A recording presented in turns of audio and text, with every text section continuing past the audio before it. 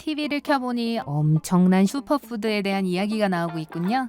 이 음식은 식욕을 조절해줘서 음식을 덜 먹게 해주고 꿈의 몸을 만들 수 있도록 도움을 준다고 합니다. 비타민과 미네랄이 매우 풍부하고요. 김밥을 드셔본 적이 있다면 이 슈퍼푸드를 이미 드셔본 적이 있을 거예요. 바로 해초죠. 1. 장 건강에 좋습니다. 말린 해초의 중량에서 70에서 75%가 순수 섬유질입니다. 대부분의 과일과 야채에서 얻을 수 있는 것보다 훨씬 많은 양이죠. 소화가 잘 되려면 섬유질이 필요해요. 해초류에는 좋은 박테리아의 성장을 돕는 건강한 당분이 들어 있습니다. 이 당분은 장세포를 먹여 살리는 지방산을 생산하죠. 또한 갈색 미역에는 위액을 강화시키는 물질이 들어 있습니다. 2. 살을 빼는 데 도움이 됩니다. 미역의 섬유질은 음식의 소화 속도를 늦춰줍니다. 칼로리가 매우 적거나 전혀 없고 더 오랫동안 포만감을 느끼게 합니다. 그러니까 간식으로 기름진 정크푸드를 먹지 않고 적절한 식사를 할 때까지 기다릴 수 있게 해준다는 거죠. 따라서 칼로리 섭취를 줄이는 데 도움이 될 겁니다. 한 실험에서는 해초가 지방 흡수를 3분의 1 낮췄습니다. 3. 몸의 세포를 보호합니다. 활성산소는 세포를 손상시키고 병을 일으키고 노화를 가속화하기 때문에 건강에 해롭습니다. 해조류에는 항산화 비타민인 A, C 그리고 E가 들어있고 플라보노이드와 카로티노이드도 포함되어 있습니다. 이 슈퍼히어로는 우리 몸을 활성산소로부터 지켜줍니다. 4. 비타민과 미네랄이 풍부합니다. 해초에는 철, 구리, 리보플라빈, 몸에 좋은 다양한 미네랄이 가득합니다. 단백질은 스피루리나와 클로렐라 두 종에서 발견되는데요. 클로렐라에는 모든 필수 아미노산이 들어있습니다. 또한 해조류에는 오메가3 지방과 비타민 B12가 들어있습니다. 음식에 조금만 넣는다고 해도 이 모든 효능을 누리실 수 있을 거예요. 5. 호르몬의 균형을 유지시켜줍니다. 해초는 바다에서 엄청난 양의 요오드를 흡수하는 초능력이 있습니다. 그리고 이 영양소가 없다면 갑상선은 특정한 호르몬을 생산할 수 없을 거예요. 이 호르몬은 성장을 조절하고 에너지의 수준을 조절하고 신체에 손상된 세포를 치료하는 데 매우 중요합니다. 우리 몸이 이 호르몬을 충분히 생산할 수 없다면 몸무게가 변화하고 계속해서 피곤함을 느끼게 될 겁니다. 6. 심장을 튼튼하게 해줍니다. 높은 콜레스테롤은 심장 질환의 주요 원인 중 하나입니다. 해조류는 그 위험을 낮춰줄 수 있죠. 또한 푸칸이라는 탄수화물도 들어있는데요. 피가 과하게 응고되는 것을 막아줍니다. 심장의 위험한 현상이죠. 7. 혈당을 억제해줍니다.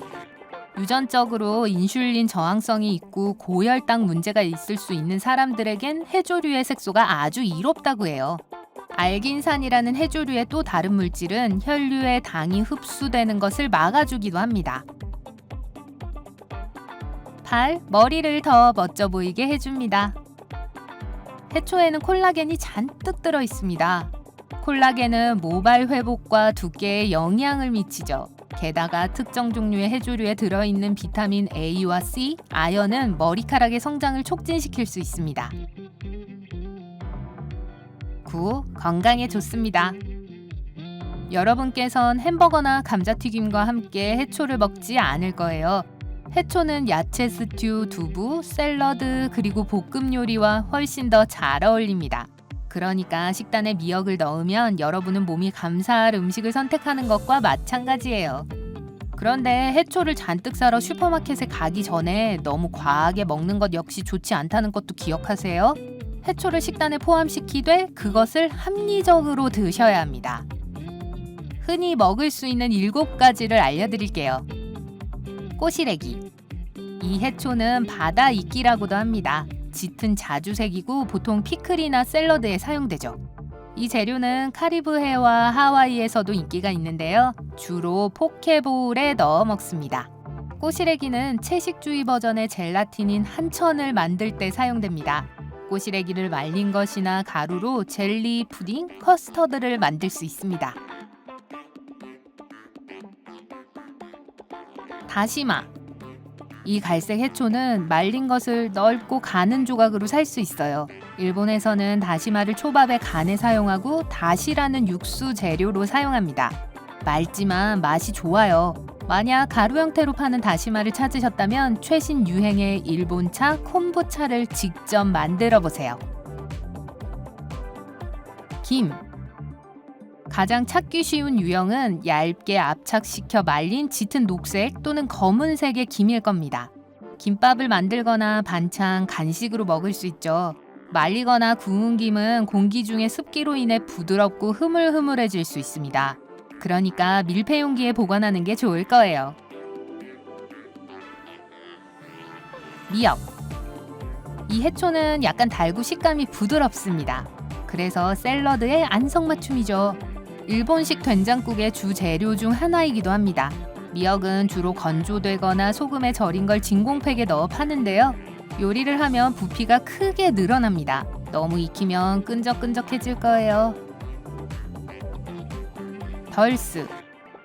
덜스는 붉은 양배추와 많이 닮았고 베이컨 맛이 납니다. 아주 독특하죠. 이 해초는 2015년에 연구원들이 처음으로 재배했습니다. 그 이후로 몇몇 작은 농장에서 성공적으로 이 해초를 재배하고 있습니다. 이 해초는 익으면 고기 맛이 나고 케일 영양가의 2배가 됩니다. 보통 건조된 것이나 통째로 살 수 있으며 때로는 가루나 혼합 시즈닝 형태로 찾을 수도 있을 거예요. 갈래파. 짙은 녹색의 잎이 무성한 이 해초는 생으로 국이나 샐러드에 넣어 먹기 좋습니다. 하지만 만약 갈래파를 넣기로 하셨다면 너무 많이 넣지는 마세요. 쓴맛이 날 거예요. 가장 좋아하는 요리를 더 흥미롭게 만드는 가장 쉬운 방법은 잘게 썬 해초 잎을 요리 위에 뿌리는 것입니다. 우미부도. 우미부도는 바다포도라고도 하며 신선한 상태로 판매되는 몇 안 되는 해초 중 하나입니다. 우미부도는 긴 줄기에 작은 거품 같은 잎들이 뭉쳐 있는데요. 이 해초를 입에 넣으면 캐비아처럼 입 안에서 알이 터집니다. 여러분께서 시도해 볼 수 있는 아주 쉬운 해초 요리를 알려드릴게요. 해초 마요네즈. 일반 마요네즈에 해초가루를 넣고 잘 섞어주세요. 그냥 평소 바르고 찍어 먹던 소스를 조금 더 건강하게 만들 거예요. 샌드위치와 감자튀김을 곁들여 먹으면 아주 맛있어요. 미역 스무디. 말린 미역 1큰술, 아마씨 1큰술, 잘게 썬 냉동 바나나 1개, 잘게 썬 사과 1개, 아몬드 우유 1컵을 넣어주세요. 또한 바닐라 단백질 파우더를 몇 스푼 더 넣어주셔도 됩니다. 모든 재료를 함께 섞으면 미역 스무디가 완성됩니다. 해초 오트밀. 소스팬에 약간의 버터를 넣고 데워주세요. 그런 다음 귀리를 넣고 노릇노릇해질 때까지 구워주세요. 물 2컵을 넣고 뚜껑을 닫았다가 물이 끓기 시작하면 불을 약하게 하고 귀리가 부드러워질 때까지 10분에서 15분 동안 익혀주세요. 다 되면 간장, 참기름, 깨, 다진 파, 파슬리를 뿌려주세요. 마지막으로 요리 위에 구운 김 한 장을 부셔서 올립니다. 미역칩. 작은 그릇에 흑설탕 2분의 1 작은술, 머스타드 4분의 1 작은술, 파프리카 가루 4분의 1 작은술, 소금 4분의 1 작은술, 생강가루 4분의 1 작은술을 넣고 섞으세요. 구운 김 대여섯 장을 준비하고 한쪽에 참기름을 바르세요. 기름을 두른 쪽에 섞은 가루를 뿌려줍니다. 코팅팬이 뜨거워질 때까지 중강불에서 가열해주세요. 양면을 약 10초에서 15초 동안 구워주세요. 좋아하는 크기대로 김을 잘라주시면 짜잔! 요리가 완성됐습니다. 오이와 미역 절임 샐러드. 말린 미역 2큰술을 물에 넣고 10분 정도 불려주세요.